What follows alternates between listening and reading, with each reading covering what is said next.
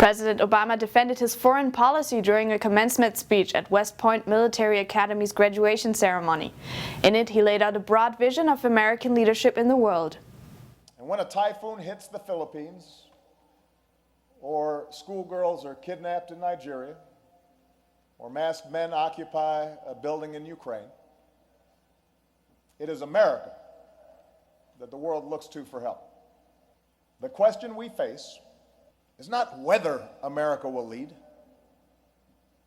but how we will lead. Not just to secure our peace and prosperity, but also extend peace and prosperity around the globe. In front of an audience of future military leaders, Obama spoke a lot about his belief in American exceptionalism. He stated the importance of the U.S. Army as the backbone of American leadership in the world, but said that military intervention is not always the answer. When crises arise that stir our conscience or push the world in a more dangerous direction, but do not directly threaten us, then the threshold for military action must be higher. In such circumstances, we should not go it alone. Instead, we must mobilize allies and partners to take collective action.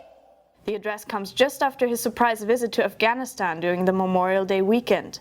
In an address at the White House on Monday, he announced plans to end the American combat mission in Afghanistan by the end of the year. America's combat mission will be over by the end of this year. Starting next year, Afghans will be fully responsible for securing their country. American personnel will be in an advisory role. We will no longer patrol Afghan cities or towns, mountains or valleys. That is a task for the Afghan people. Last month, Obama went on a trip to Asia, visiting Japan, South Korea, Malaysia and the Philippines. According to Voice of America, the so-called pivot towards the Asian-Pacific region was intended to strengthen security and economic ties with the countries the president visited.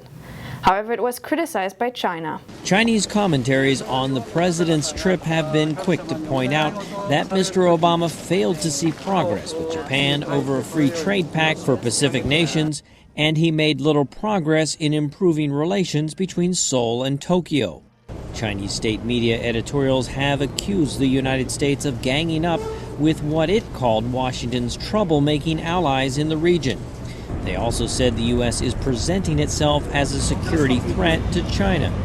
However, the search for missing Malaysian Airlines flight MH370 and last year's devastating typhoon in the Philippines, Reyes says, highlights the need for a strengthened U.S. presence in the region and a stronger framework for regional security.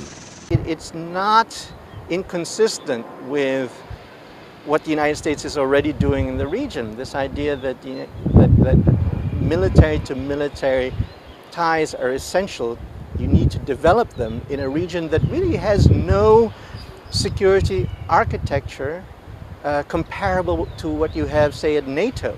Obama is heading towards the back half of his second term, which traditionally focuses more on foreign policy. A panel on PBS NewsHour evaluated his foreign policy efforts.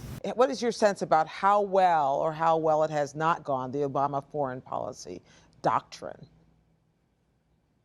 Well, when we elected President Obama, I think the expectations were that he was going to, score an A. Remember, he's the guy that, upon being inaugurated, received the Nobel Peace Prize, and he doesn't deserve an A. He probably deserves about a C, but it's all relative. So there's been a couple of redeeming areas, but basically the preconceptions, I think, has led him really astray. Nick Burns, that sounds like naivete on the president's part. I think the president and we as the American people are facing multiple challenges on every continent. And I think his record is mixed because it's hard to take a snapshot in any one day and say he's winning, he's losing. In foreign policy, these are long-run problems. Where he's done very well is on Iran, where for the first time in 34 years, we've got the Iranians at the negotiating table, mainly through very tough-minded sanctions that he and George W. Bush put in place. Continuing his emphasis on foreign affairs, Obama is scheduled to travel to Europe next week. According to Politico, he plans to attend an event in Normandy commemorating the 70th anniversary of D-Day